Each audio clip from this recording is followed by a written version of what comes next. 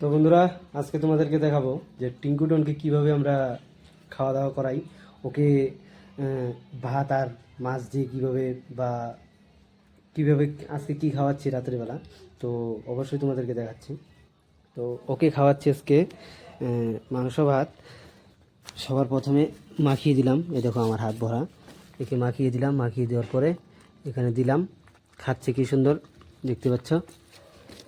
ধরলে খাও। ওকে একদম টেস্টি করে মাখিয়ে দিতে হয় তারপরে। তো এটা আবার ভেবো না যে আমি চেক করে তারপরে ওকে খাওয়াই, না।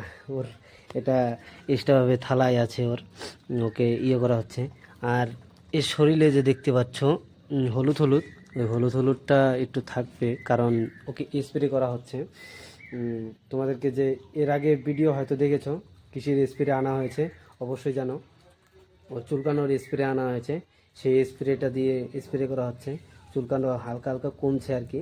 তো একে দেওয়া যাচ্ছে না, যখনই স্প্রে করছি একটা স্প্রে করার পরই ও দৌড় মারছে, আর থাকে না ওই জায়গাতে, হয়তো একটু জ্বালা পোড়া হয় তার জন্যে।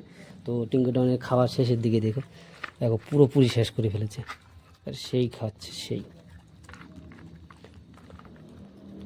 এ মাছ ছাড়া, মাছ মাংস ছাড়া ভাতই খায় না।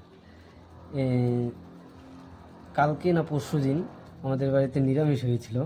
তো নিরামিষের জন্য, নিরামিষের মধ্যে হচ্ছে পনির হয়েছিল, পনির। তো পনির হয়েছিল, সেদিনকার সারা দিন ভাত খায়নি, সারা দিন ভাত খায়নি। মানে আমরা ভাত দিয়েছি, ও খায়নি। পুরোপুরি যেভাবে দিয়ে রাখছিলাম সেভাবে রেখে দিয়েছিল, ঠিক আছে। তো এখন খাচ্ছে জল, কোথায় জল খাচ্ছে।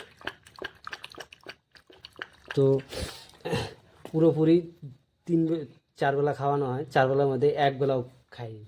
পরে রাত্রেবেলা মাছ আনা হয়েছে, মাছ এনে ভেজে দিয়ে তারপরে মাখিয়ে দিলাম, তারপরে খাওয়া দাওয়া করলো একবারে।